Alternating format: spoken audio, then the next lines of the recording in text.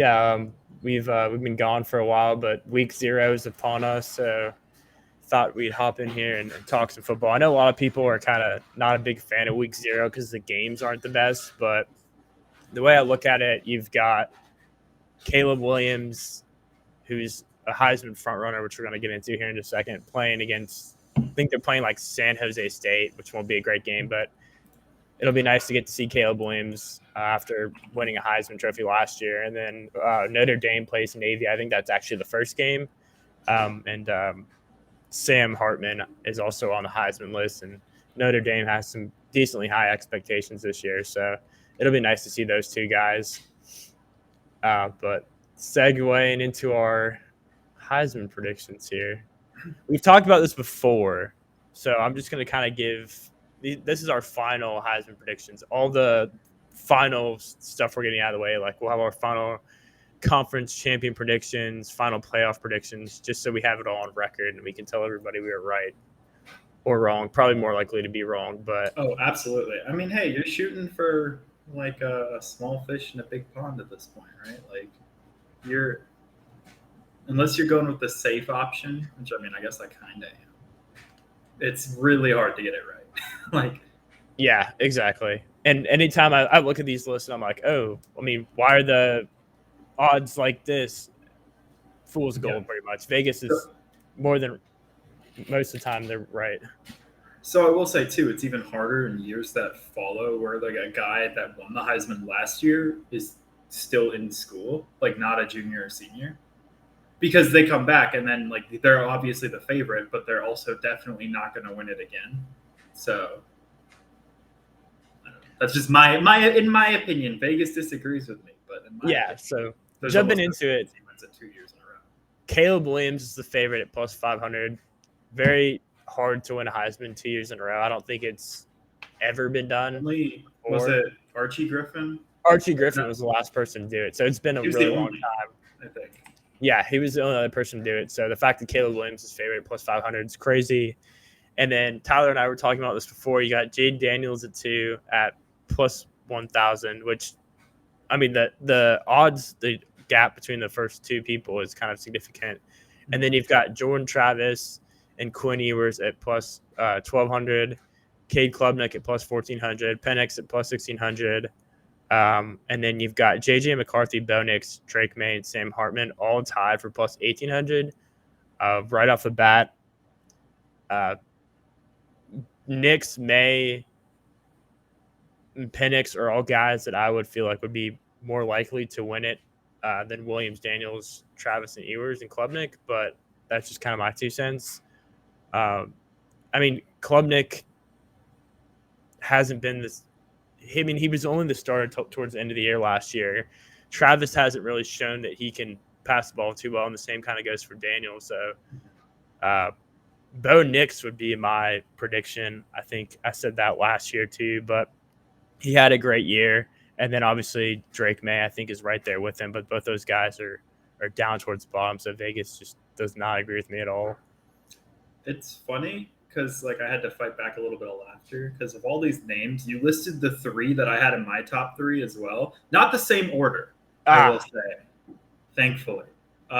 But when you said May, Nix, and Penix, I was like, oh my God, what are the chances? What are the Vegas odds on us having the same 3 Heisman finalists? Probably not that high. I do want to say Sam Hartman. That's ridiculous. Notre Dame is not going to be that good. Yeah. Carson Beck at plus 2,000. Like the only chance he has, in my opinion, is just being on a good team. It's just crazy that, I mean, Drake May will probably be the second quarterback taken, and his odds are right just the same as Carson Beck, who is yet to start a single game for Georgia. So I will say May is my pick, just because I think he's had the hype around him.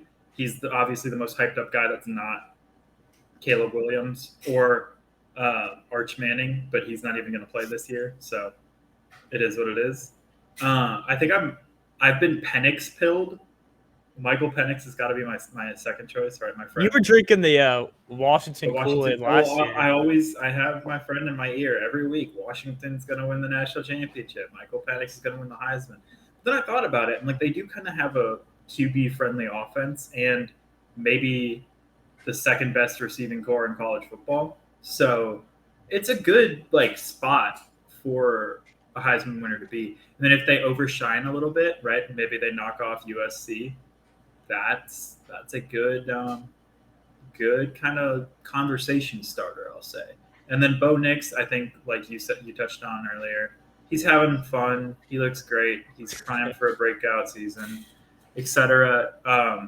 But I mean, he runs the ball just as well as like Jaden Daniels, Jordan Travis, any of the rushing quarterbacks. And also, I think he's much more refined as a passer. He's a little bit older than them, right? Like by a year, so it makes sense. He's a little more refined, but just I don't know. Especially, and I also think that Oregon has a chance to be a better team than LSU or Florida State. I don't get where the Florida State hype is coming from all of a sudden. Like I saw someone have them top 3. I've seen a lot of people have them in their final playoff. The only thing I'll say for Florida State is they have probably a top 3 receiving core. They got Keon Coleman from Michigan State. He transferred there. They have just, and not just skill-wise, but like size-wise too. He's got some big targets to throw the ball to. So I think you're factoring in the fact that they're going to have a prolific passing game this year. But still, Travis, I think last year in half their games struggled to get more than like 200 passing yards. Yeah, he's like Justin Fields in the NFL, where like he has some great games rushing, and then you look at the box stats and he has like 140 yards passing. And yeah, it's like, and you look at a guy like Daniels and Travis, and you brought up the point Bo Nix rushing stats. I just looked him up. He had 500 yards and 14 touchdowns as a non-running quarterback. Mm-hmm. So, I mean, that's a guy that I think, like you stated, you would take higher than either one of these guys because he has 3,500 passing yards to go along with 500 rushing yards, and that's just it's about value. And I've said this before, and this is why Bo Nix would be my Heisman pick is Oregon as a team. I think the Heisman there shouldn't be other factors into it, such as like AP ranking or like playoffs. But I do think Oregon has a decent chance of making the playoffs this year compared to some of the other teams on the list, the quarterbacks on there. And so I think that combined with their AP ranking, I'm assuming it's going to be pretty high for most of the year, puts Bo Nix in the best position to win the Heisman. And I think that's super important. And Caleb Williams is obviously an incredible athlete, and USC's offense is going to be amazing this year, just like it was last year. But I think there's a lot of fatigue too. People want to see somebody new win it. They don't want to see the same person win it 2 years in a row, which sounds horrible, but it's so true. And then Bo Nix, the storyline too with him as a transfer. But I mean, the storyline too with Penix coming from Indiana, basically kind of saving his career. Daniels. They all have the transfer. Yeah, they do all have the transfer. Caleb Williams. Yeah, which I mean is more common now because you know people transfer a lot. But I just think Bo Nix is my pick to win, and I think he's in the best position out of anyone else on the list, aside from maybe Caleb Williams, to win the Heisman. Well, yeah. So like, just kind of real quick going through the different people that are above Bo Nix and like their team's outlook. USC, absolute wild card. Who knows? The Pac-12 just loves to cannibalize itself every year. So I spoiler alert, have USC in the playoffs, but they very well could drop like 2 games to Oregon and Washington and then miss the playoffs completely. LSU for Jaden Daniels. I'm not sold that they're going to do it again. I think that they had a pretty good finish to last year, but it's just I don't think Alabama's going to be as weak overall. Quarterback is a bigger question mark, but I think every other position is stronger than it was last year. Yeah. And coordinators are definitely very important, I will say. And you don't get Alabama at home either. Yeah, exactly. Florida State, I just don't get the hype. Texas, like they're, horns down. The Texas hype this year, I thought the Texas hype last year was through the roof. This year it's on like a whole other planet. It's in a whole other galaxy. It's the cycle of Texas schools. They're gonna like have a good opening game. Texas is back. Then they're gonna lose like 3 or 4 games, and then Texas is not back anymore. And then, honestly, as far as Quinn Ewers goes too, if he has even like one bad game, people will be screaming for Arch Manning. Oh yeah, the margin for error for him is so small this year. And then Michael Penix. I like Washington again. It's so like I literally Big think Washington guy. the Pac-12 will send a team to the playoffs, and it's going to be USC, Washington, or Oregon. But it just depends on which one doesn't get beat up the most by the other two. And then JJ McCarthy, I don't think they beat Ohio State again. I don't think that Michigan might be a one-loss team, right? Because they're pretty solid all around. They didn't really lose that much this last year, but I don't think they beat Ohio State a second time in a row. And I think that that's like when it comes to Michigan and Ohio State, unless they're both like 1-2, that game kind of determines who goes to the playoffs. So. Yeah, and I think that also transitions kind of into our next conversation about like conference champion predictions and what we think the conference championship game is going to be. You just talked about the Big Ten, so I know on here we have the ACC first, but starting off with the Big Ten, Ohio State's favored plus 165. Then you got Michigan plus 180 and Penn State at plus 600. I was kind of having this conversation with my brother the other day, who is a Penn State graduate. I come from a Penn State family. I think if I had to make a prediction who's going to win the Big Ten, I'm going to pick Ohio State because they have that question mark at quarterback like Alabama, but they have a really great receiving core. Best receiving core in college football. You got Marvin Harrison, who's one of the best receivers and I've ever seen. Yeah, and then you've got a guy like Carnell Tate, too, I think, who's a sophomore. I just saw a clip today. He's a former 5-star guy. Marvin Harrison said that Carnell Tate is more far along in his sophomore year than Marvin Harrison Jr. was last year. And we saw what Marvin Harrison Jr. did last year. And I think defensively they'll be a lot better. I think Michigan State is the same team as last year. You know, you got the same running backs, Donovan Edwards, Blake Corum. You got McCarthy quarterback. Oh, and Michigan. It sounds bad to say that they're boring, but I think it's Ohio State's going to be better this year. And I think Penn State's going to be night and day better. And I think Michigan kind of being in the same spot as they were last year might hurt them. I think that they have a high floor, but their ceiling's low compared to like an Ohio State or a Penn State. And so I'm not going to pick them to win Big Ten. I'll pick Ohio State. But I think Michigan has another great year. I do think they lose one game, and it'll be the game they play at Penn State. But my Big Ten conference game is actually just going to be Ohio State versus Wisconsin, which I think is going to be a surprise to you. But I like Wisconsin with Luke Fickell. Luke Fickell's a great coach. They have Tanner Mordecai from SMU, and then they have Braylon Allen running the ball. So I think that side of the Big Ten is pretty much a crapshoot. I mean, you've got Nebraska, Wisconsin, and like Iowa are probably your teams that are going to be duking it out for the Big Ten championship. But yeah, so Ohio State versus Wisconsin would be my prediction, and then Ohio State winning the Big Ten overall. Yeah, I agree with the Ohio State pick. I think that, like I said, their only real tough game is normally Michigan. I actually don't know their exact schedule. Let me scan over it real quick while I'm talking, just to make sure that I'm not forgetting someone. I guess they play Notre Dame this year, and some would have you to believe that that's a big game. Oh, but Notre Dame is the ultimate fraud team, in my opinion, since like the 1980s. Every year, for some reason, because they used to be a big name school, kind of like USC before Caleb Williams. Every single year, because of the history behind their name, right? The brand, they get rated way too high, and then they get smacked, and then they aren't as good. Yeah, like you said, Ohio State has the best receiving core in football. I also really love. Oh my God, I'm gonna butcher this pronunciation. Are you ready? Hold on, I can't find his whole. JT Tuimawaloa. You're better at these pronunciations than I am. Yeah, he had, I think, the single most dominant defensive game I've ever seen for a player last year. I think he had like 2 picks and like 5 sacks or something like that in one of the games. Oh, against the backup offensive tackle.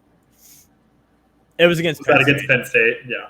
Yeah, it was a dominant game. I remember sitting there thinking, who is this offensive tackle, and do we have anybody better than him? I mean, it was rough. I think the Big Ten's weird too because, like, just the sides of the conference. I brought that up earlier. I mean, the fact that you've got Penn State, Ohio State, and Michigan all in Big Ten East, and then the West is Illinois, Purdue, Northwestern, Minnesota. So anytime whoever wins the West is almost guaranteed to get demolished by whoever comes out of the East, and that's just how it is. And I know that's the last year that this is the last year that they're doing it, thankfully. So maybe it'll be more fun kind of going forward. Next up, we got the ACC. You've got Clemson favorite at plus 150, Florida State plus 170. The rest of this is interesting. You got Pitt plus 1,100, North Carolina, same odds, and then Louisville and Miami with the worst odds at plus 2,000. This conference has been like completely down for what seems like forever. Clemson, I think, would be the pick, but I don't know. Miami might be a year or two away, but I would not be surprised if the Big or not Big Ten, if the ACC championship game is just Clemson versus Miami, because I'm not too high on Florida State. UNC, you've got Drake May, but everything else on their team is kind of a question mark. So I'm going to go out on a limb here as far as the Miami pick and do Miami Clemson. And then obviously Clemson wins that. But I think this conference this year, I don't think Clemson will make the playoffs. Spoiler. But I think they're going to be a lot better than they were last year with Garrett Riley as the quarterback coach and Kate Klubnik. Listen, I'm sticking to my guns. I said Drake May wins the Heisman, right? The only way you can win the Heisman is if they do really well. And so I'm taking UNC to win the ACC. I'm a believer. I can't wait to buy into the hype, kind of like people did with Sam Howell, and then he just has like a mid-season and goes. I mean, May will still be like a top 3 pick, even if he has a mid-season. But I remember people were saying this is Sam Howell. They're like, he's going to dethrone Clemson. And then he's like, eh. But I'm sticking with it. I'm taking UNC over Clemson in the finals. Didn't get to make a prediction for the Big Ten. I'm taking Ohio State. Oh, sorry. I completely just jumped over you. No, I did just want to say, because I think it was kind of interesting. I think I'm taking Nebraska, actually, to be on the Eastern final, or the Western, finals against Ohio State. I am a huge Matt Rule fan at the college level. Everywhere he goes, he just turns programs around. I mean, everywhere. Instantly, too. Places. Yeah, so I just think that he'll bring that same magic. And I remember once he went to Nebraska, they started getting some like pretty decently big name recruits. And like they've got Jeff Sims from Georgia Tech, I believe. I've heard some good things about him. He actually did pretty well at Georgia Tech, which is not something you expect because it's a school in the ACC that has been relevant since like the 80s or 90s. I think they've been awful. Like name like more than one Georgia Tech player. I don't think in the NFL. Well, like ever. I think in general, I'd have a hard time naming some. Calvin Johnson, right? Oh, you were waiting for that one. Well, that's why I said more than one, because he's the one. I could Luigi Villain, but that's only because he's a Viking. That's a deep dive on that one. He's going to make the 53 this year. Anyway. So you've got Nebraska versus what was the ACC? Oh, excuse me. I lied. He didn't even go to Georgia Tech. Haha, get trolled. He went to Wake Forest. So Ohio State over Nebraska was your Big Ten, and then what did you say your ACC was? I said North Carolina over Clemson. I think that neither of them are going to have a spectacular record, and like you said, I don't think either of them are going to make the playoffs. I think they're both going to sit around 3 losses probably. But we kept saying that last year, and then Clemson just kept freaking winning those like nail-biter games. Every single week I was like, you can't keep getting away with this. But they just kept getting away with it. Yep. Also, hello, Shout out to my mom for watching. She said hi in the comments. Oh Hi, yeah, I see mom. it now. Uh, yeah, no. So Big 12. This They. is the one I probably feel the least confident about, which people would probably be like, why do you feel like the least confident about? Texas is going to win it. The Big 12 this year is odd because you add UCF, Cincinnati, BYU. There's no divisions like last year. We saw how that worked out last year. Houston's in the division too this year. So you added 4 teams that have, for the better part of the last couple of years, just dominated in their respective conferences. Um,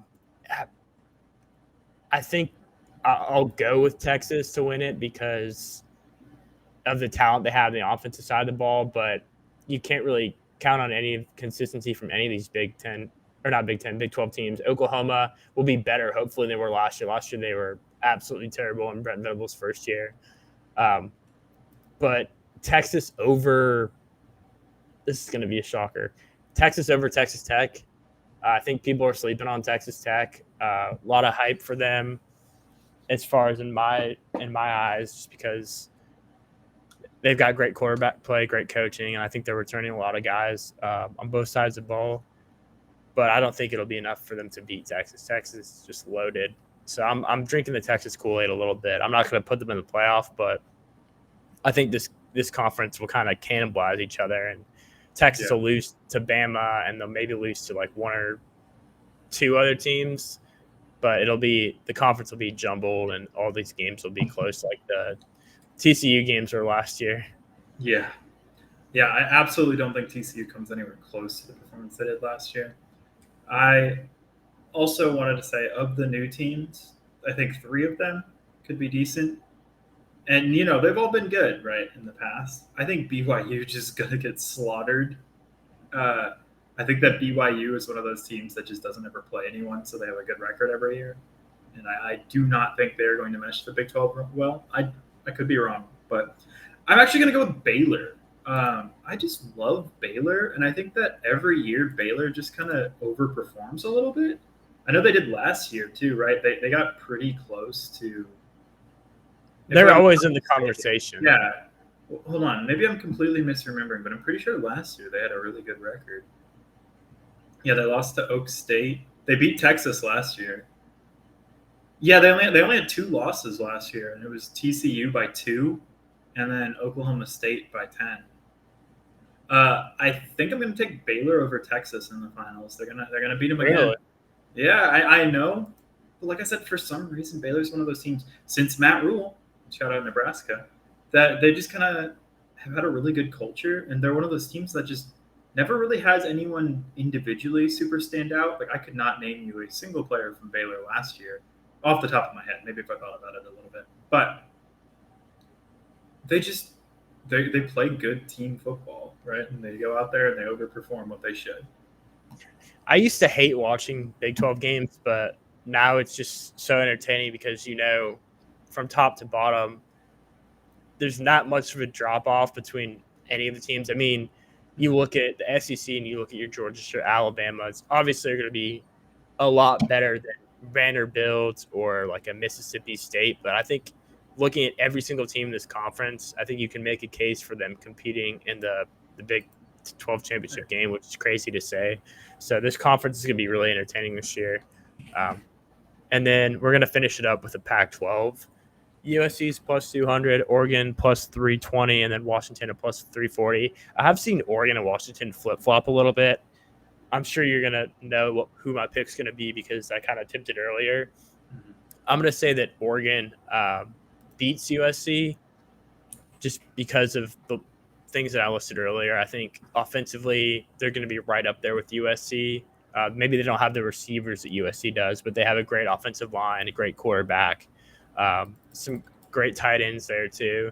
But I think the difference between Oregon and USC is USC's defense is just not very good, whereas Oregon, you got Dan Lanning as your head coach, so your defense is going to be competitive. They got Kyrie Jackson transferred from Alabama, so I think they're solid on both sides of the ball. Yeah, offensive line, defensive line.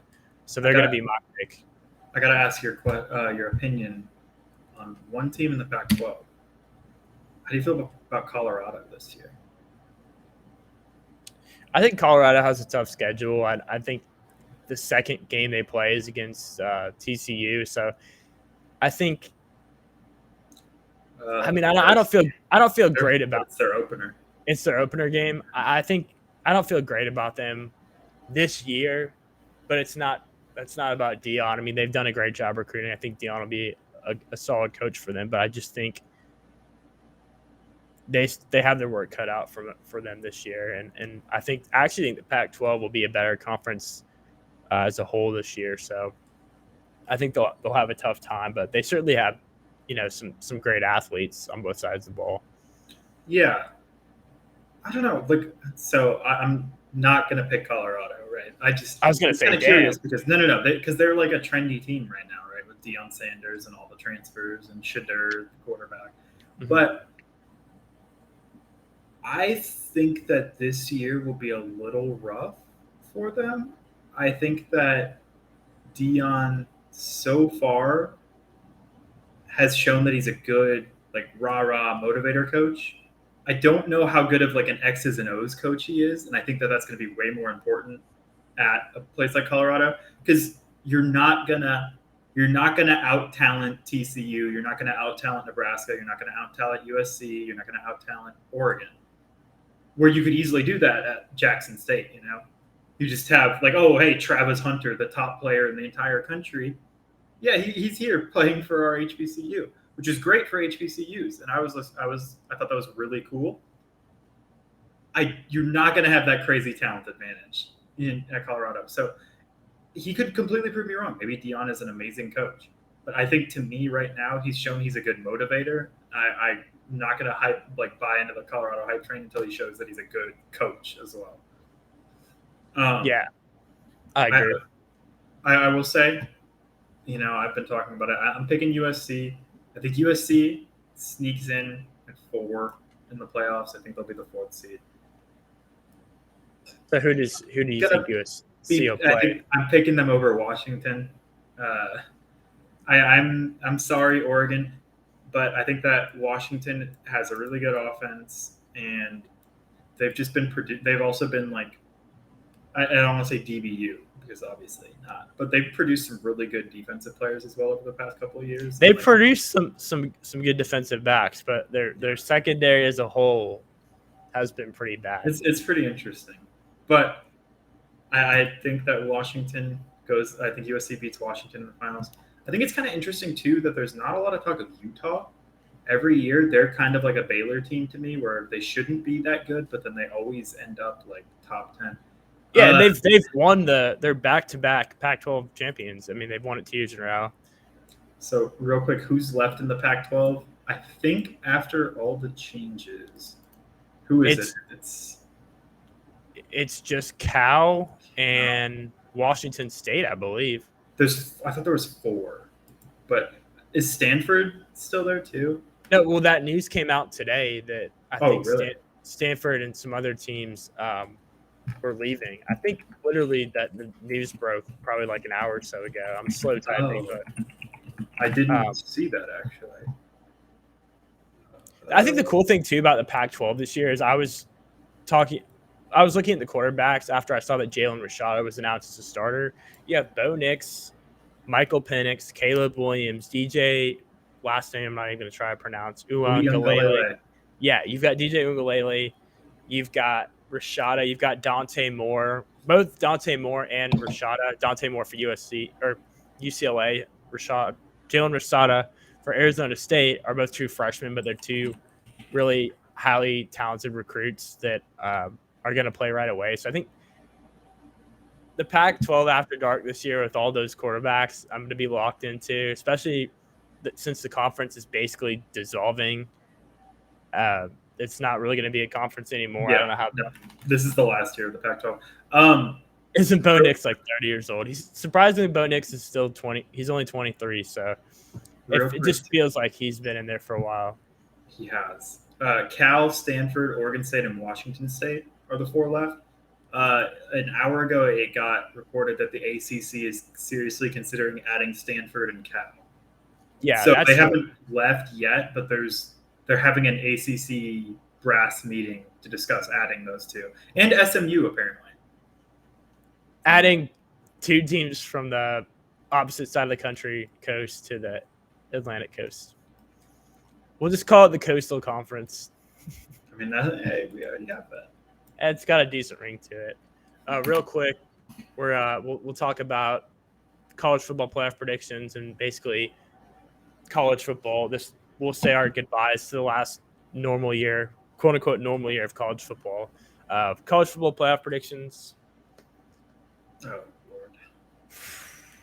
Okay, I'll go first. Okay. Yeah, I need you to go first because I've gone back and forth on this a lot. Real quick, up and down. I think it goes Bama, right? So this is going to be like the coldest take of all time, too. Okay, so be prepared. I think it goes Bama 1 because they beat Georgia in the SEC championship, in my opinion.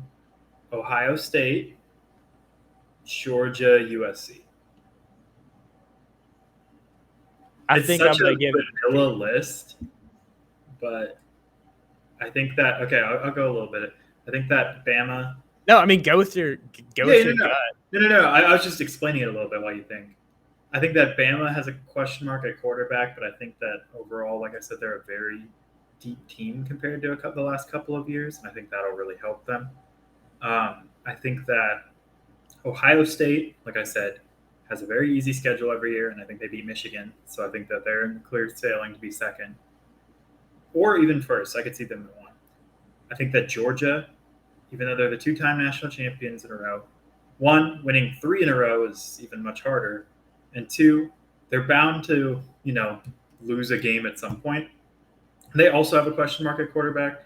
They have a question mark running back. Yeah, I saw one of their running backs had surgery today, right? Yeah, he's out for the year. I think that was their 3rd-string guy. And then both Dijon Edwards and I can't remember who their starter is, but those guys are banged up too. So I think that's going to catch up to them. And same with the defense every year. I mean, Alabama kind of went through it as well. You're not going to keep getting equal level replacements every year when your entire team goes to the draft every year. Eventually, someone's going to be weaker. And so I could really see that happening. And then USC, they have the hype. They have the Caleb Williams. Their offense is going to be really good. I think that they'll probably have 1 or 2 losses, but just edge out whoever's in 5th. So. Okay. I don't want this to be my prediction because it's going to sound just like a complete pick for me. Like, you could probably sit here and guess who I'm going to have. Oregon, Penn State, Bama, top 3. Yeah. Not in that order specifically. I think Alabama's going to be number 1. I know a lot of people are talking about the quarterback position, and I posted a little video of Jalen Milroe, I think either it was today or yesterday, and there were a lot of Bama fans that weren't too happy about Jalen Milroe being the starting guy in the comments, but I don't think that this team is going to have to depend on quarterback this year. They just need somebody who can run the ball, who's a physical runner, because the running game they're going to run the ball probably 48% of the time, maybe even up. Like, they're going to run the ball a lot with the running backs they have and the offensive line they have. So I'm going to pick Alabama at 1. And then 2, I'm going to go Ohio State, like I touched on earlier. Loaded at receiver, great defense, quarterback question mark, just like Alabama, but they'll figure it out. I mean, they've got great running backs too with Travion Henderson and Maya Williams is their backup running back too. So those guys will run the ball well. And then for 3, I'm going to go Oregon. I think they win the Pac-12. I think their offense is going to be great. I think Bo Nix will have a good year, win the Heisman. That's fine. And then, dark horse, etc. And then 4 is going to be Penn State. They're kind of getting slept on, but at the same time, there are certain media outlets and media personnel or personalities that are speaking highly of them. I think you're returning 2 guys, Katron Allen and Nick Singleton, who both combined rushing last year. I think rushed for like over 2,000 yards and had well over double-digit touchdowns, like I think in the 20s. And then pairing that with a great defense and a great quarterback with Drew Aller, I might be a year too early on them. I think that 2024 is going to be the year that they're going to be thought of super highly, but I think this year they're going to sneak in, and I think Penn State and Ohio State are going to be very close in some aspects. Like, I think when they play, obviously they play every year. I think Ohio State will beat them because it's in Columbus, and last year, we saw that game at home for Penn State was they got super close but couldn't get it done. So I think both those teams have one loss, and I think your playoff is Alabama versus Penn State, and then Ohio State versus Oregon. Interesting. Which I think minus Ohio State, that was pretty much my same prediction. I can just see the path for each one of the teams on here. I think it's kind of interesting. I know you said Penn State is 1 or 2 years away. I think they're 1 year away because the problem is 2 years away. Drew Aller is probably not there anymore. And well, I meant like this year and next year. Like gotcha. Okay, yeah. Because no, I could definitely see next year them competing. Him, I mean, it'd be his junior season. So hopefully, if he's the guy that he's supposed to be, they'll have a great. I mean, they lose. They'll lose what's his name, the left tackle. But I can't pronounce his name. That's all you. Yeah, I mean, they lose the Penn State left tackle, who was like a potential top 5 draft pick this year. Yeah, you've got probably the best offensive tackle in the country. You've got 3 All-Americans on the other side of the ball. You've got 2 phenomenal running backs. I think receivers kind of a question mark for them, but they've got a couple guys in the transfer portal that I think will step up.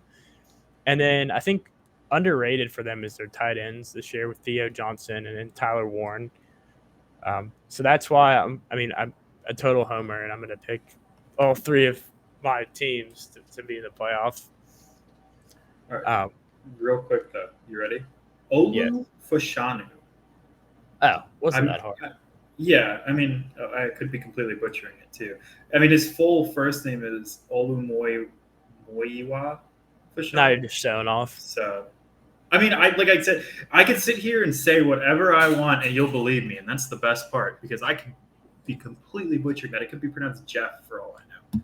But you're right. I wouldn't fact check you on it. I would just take your word for it, because you've been saying DJ Uiagalelei for years. So. Uiagalelei and Tua Tagovailoa even before that.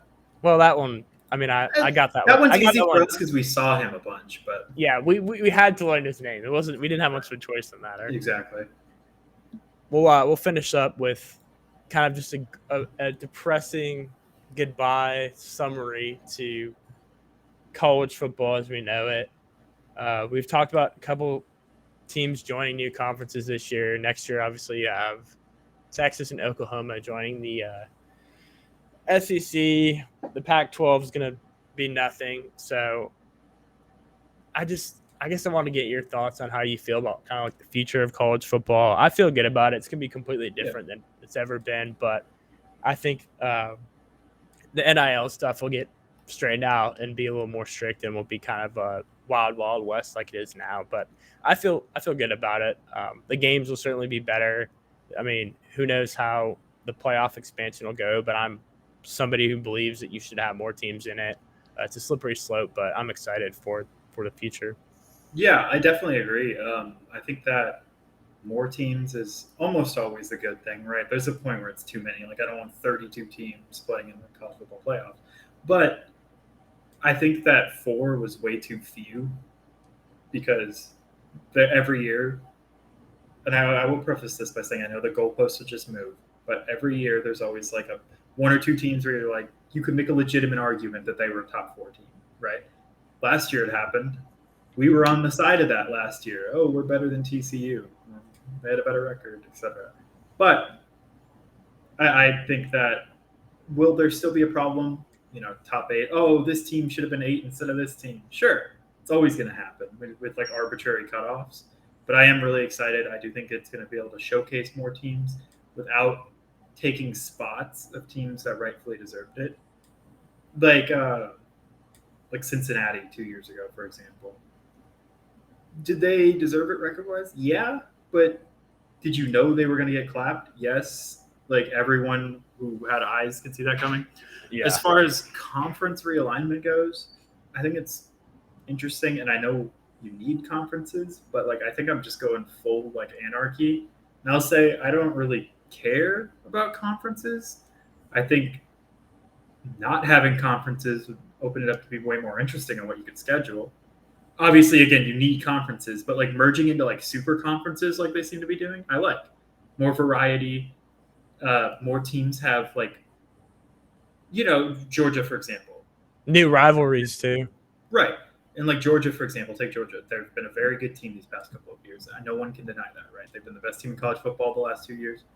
But the counter argument is always like they play a cupcake schedule. I said that this year, or like I said that earlier in the show. And it's That's like, yeah, because they have that's the SEC East, right? Right. So combining, adding more teams gets you a little bit more creative. You can schedule the better teams. You can, kind of prove yourself a little bit more. We don't know what's going to become of it, but we do know one thing's for sure is that the football games will be better. Right. And that's what's most important for me. I don't want to sit around and see Alabama versus, some nobody team. Like I want to be intrigued by all these games. I don't want to have to sit here and go, they're playing this team this week, so let me go run some errands at halftime of this game because it'll be 45-0 or something. Well, even this year, like I'm excited that Alabama football is going to be back, but like, do I care because we're playing MTSU week 1, like Middle Tennessee? It's kind of boring, right? Yeah. I mean, if it's not boring, then something went terribly wrong, and all of our quarterbacks just like dropped dead of a heart attack on the field or something. Yeah, and I mean, like the flip side of that is the next week will be the most stressful week ever when Texas comes into town. So yeah, but I'm definitely excited for the future of college football as well. So I think that even though it's kind of sad to watch a conference crumble before our eyes, we shall see better conferences rise from the ashes like a phoenix. Yeah, I mean, and that's pretty much all we have for tonight. I always like what all the phoenix rising from the ashes from Tyler. Thank you everybody for watching. We're gonna try and have a regular schedule. If I had $1 for every time I said that, I'd probably have $10. I finally, for the first time in quite a while, I'm an employed man, and I have a set schedule for once. I'm not, like working swing hours, so should be able to set it up better. You're good. I'm pretty inconsistent too, but we'll have guests on here, and it's obviously more entertaining once the season starts because you can talk. I mean, next week we'll hopefully have a show on Wednesday, and we'll talk about Florida playing Utah the next day on Thursday night, and then a couple other big games that's next week. I think UNC and South Carolina play each other. That'll be a good one. You got Drake May versus Spencer Rattler. So we finally reached the point where we don't have to sit around and speculate much at all. We've got college football, and we get a little bit of a teaser this week with it. So